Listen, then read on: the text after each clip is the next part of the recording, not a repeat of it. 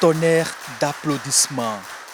Un accueil des grands jours pour cette séance de reddition de comptes du président de la République aux populations de Dogbo. Une forte mobilisation de toutes les forces vives de cette commune pour dire merci à l'homme de la rupture. Dogbo, votre commune vous attendait depuis l'annonce de votre visite pour vous dire merci. Vous avez tenu avec nous le pari de l'ouverture des grands chantiers actuellement en cours.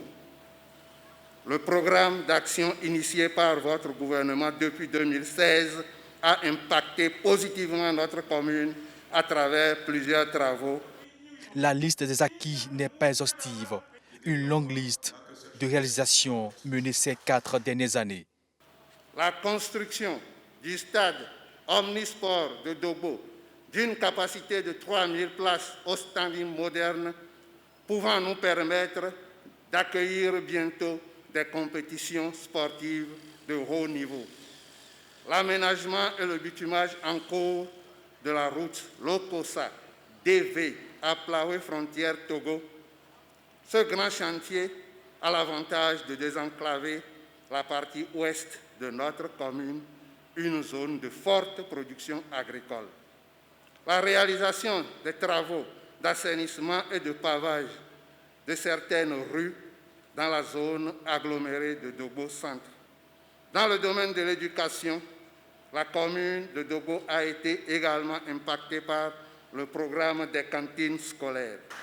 La commune de Dogbo a une population composée essentiellement d'agriculteurs.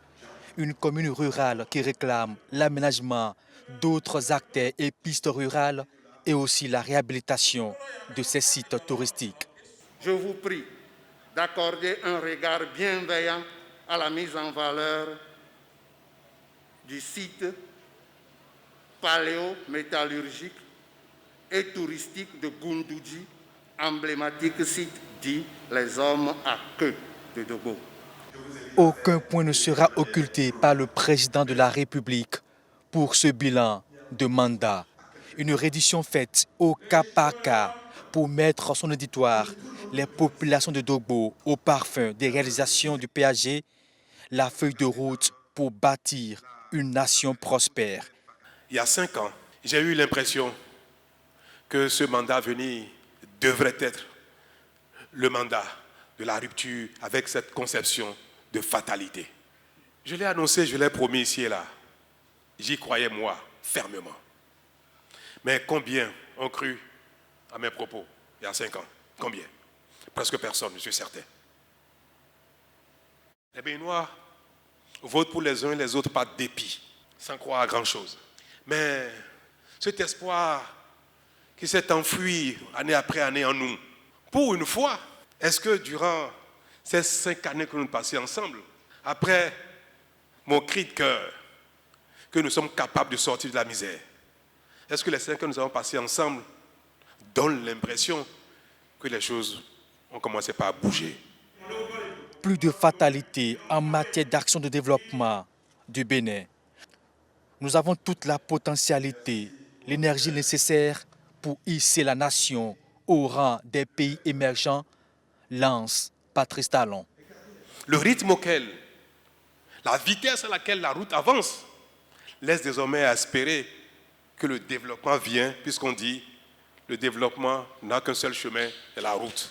Avec les réformes et les investissements qui ont eu lieu dans ce domaine, aujourd'hui, plus de 90% de nos concitoyens sont susceptibles d'avoir un état civil.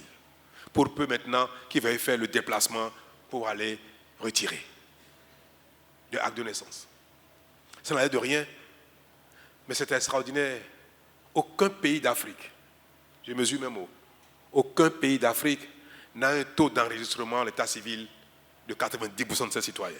Aujourd'hui, si vous partez à la retraite le 31 décembre 2020, vous aurez votre pension avant le 31 janvier 2021.